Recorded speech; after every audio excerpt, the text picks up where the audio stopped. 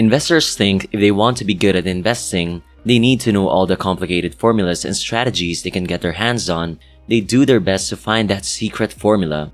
But the truth is, there is no secret formula. Sometimes to be a better investor, we just have to go back to the very basics itself, which a lot of successful investors have done to get to where they are now. And it's not as hard as you think it is. It's actually quite simple. But before we begin with that, I just want to share with you some details of why knowing all those complicated formulas and strategies isn't the only solution. Did you know that most fund managers in the USA fail to beat the index?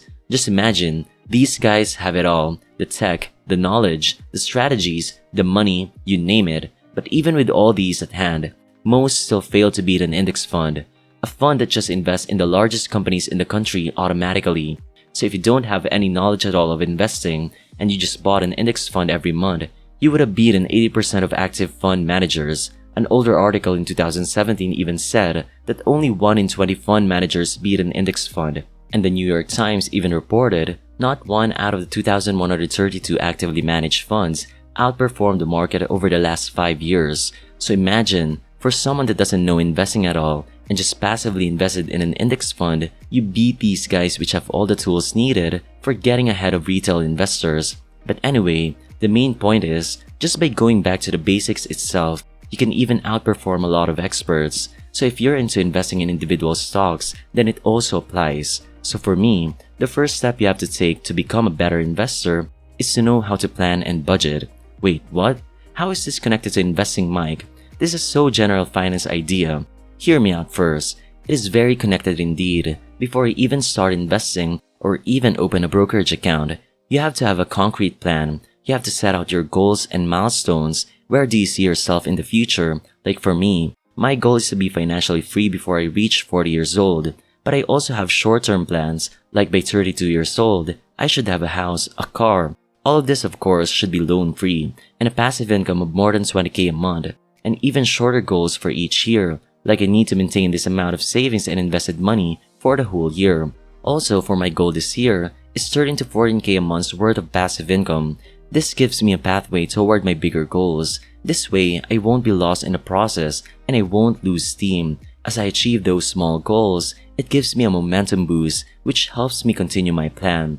With that, this connects to budgeting. How much do I need every month to reach my long-term and short-term goals? Just imagine how important this is to investing. How would you invest in the first place if you don't have any money to begin with?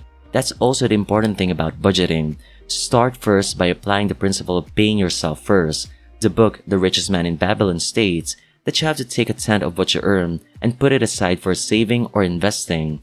Now, if you want to start your financial freedom journey, I really suggest you start with this book. It is beginner-friendly and the knowledge it gives is a good foundation. Anyway, so whenever you get your income, you take 10% out of it first, then the rest, that's what you use for your monthly expenditures. If it's not enough, then adjust your lifestyle. Never ever touch that 10% for savings and investment. The principle here is simple. You shouldn't be paying anyone else first, like paying the electric company, the coffee store, or the phone shop, but instead you should be paying yourself first, because investing in yourself is the most important and should be the priority of everyone. So engrave that to your mind and heart. I should pay myself first. By applying the 10% rule, if you get used to it, then increase it further, especially when your income increases. The problem with most people, the only thing that increases when their paycheck increases is their spending. No, your savings should also increase with your income.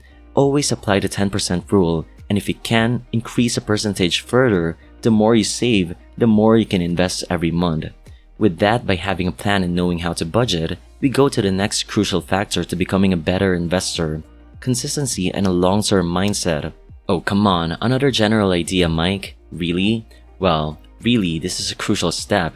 As I explained a while ago, where a retail investor investing in an index fund beats more than 90% of active fund managers, the experts, the know-it-all. But for you to do this and to have better returns, you have to invest consistently for the long run.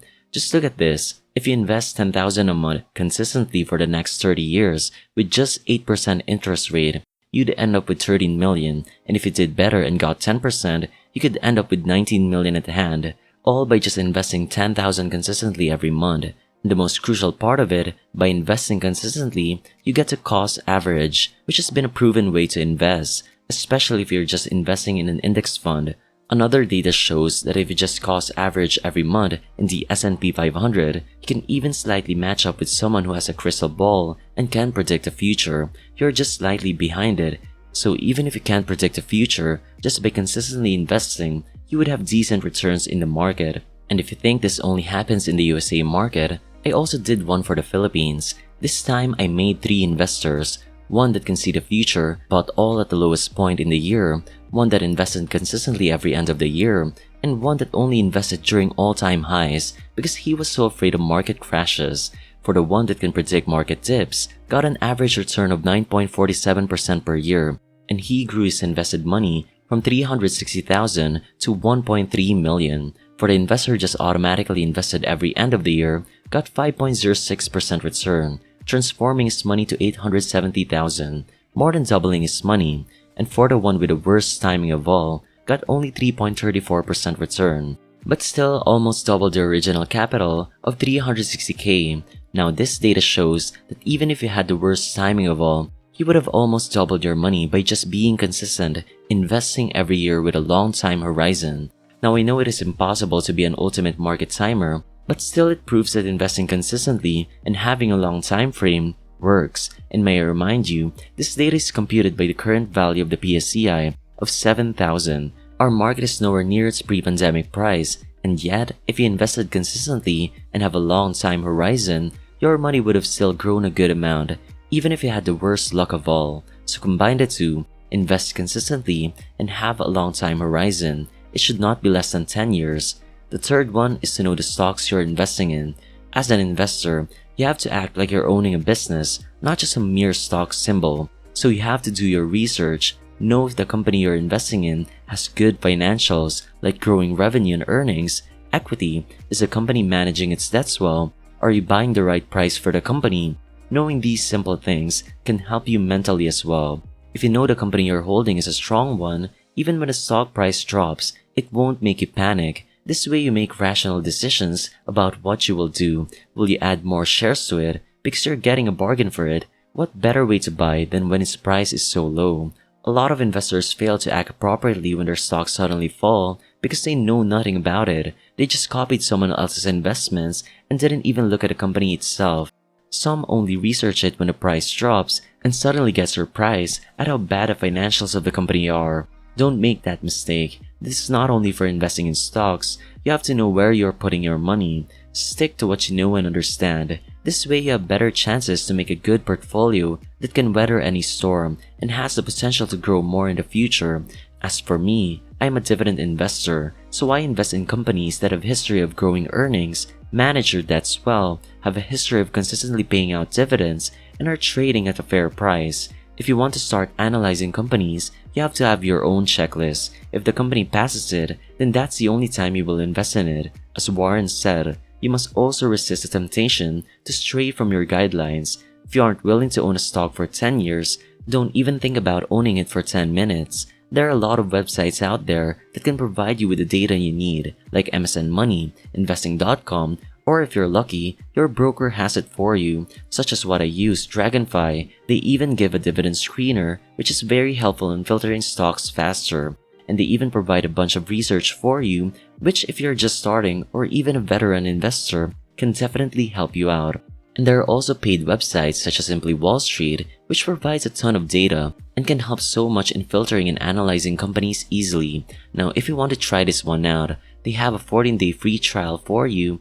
And if you want to avail of their paid plan, then use my link below so you can get up to 40% discount. So there are a lot of tools available to enable you to do this properly.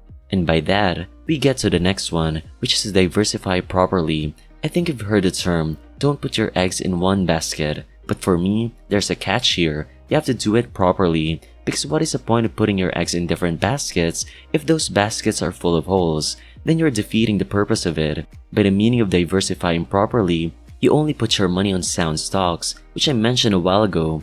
Don't spread your money on a bunch of random companies just for the sake of diversifying. That is the biggest mistake of a lot of investors. By doing this, you not only add more risk to your portfolio, but also cut your potential gains. That's why you have to do it correctly. All of the stocks you own should pass your checklist, and to diversify properly, you also have to invest in different industries and to diversify as well across time. This is where investing consistently comes in. You add money to your investments in different time frames. This way, if you may not have timed it correctly on your first buy, then maybe in your second the stock price is lower. But for me, I also put a limit to diversifying in different time frames. Of course, this is assuming the company is still undervalued during the time you're going to buy it. If not, then I move on to the next undervalued stock on my watch list. Next up is you have to compound your gains, no matter how much it is. From capital gains down to the smallest dividend income, you compound it. I know it's tempting to withdraw your dividends, but you have to resist it. You have to let your portfolio grow first. Just take this for example, from 1997 to 2017, if you only relied on capital gains, your portfolio would have increased by about 190%, but with dividends reinvested, it goes up to 321%. This is a big difference, from an annual compounded growth rate of 5.47% without dividends to 7.45% annual compounded growth with dividends, and the difference returns gets way bigger if you expand it to a longer time frame, from 1960 to 2022. If you invested $10,000 in the S&P 500 without dividends, it would grow to $641,091, which is not bad. But if you reinvested all the dividends, you would end up a multi-millionaire with $4 million. This is the power of compounding returns. So before even thinking about withdrawing your dividends, look at this data first. The last one is to continue educating yourself. Never stop learning. Along the way, after you've read a bunch of books and listened to a lot of informational videos, you'll get to refine your investing strategy, add more to your checklist, and have different views on how you can compute the intrinsic value of a company. And continuous education is not only for this stuff, it's also helpful for your mental well-being. This is very important in investing, as with a good mindset and knowledge, you have a higher chance of making sound decisions that would benefit your portfolio's growth. So with that said, I hope you've learned something from this video, and if you did and still haven't clicked the like button, then I'd appreciate it if you do so before leaving. Thank you, and see you in the next video.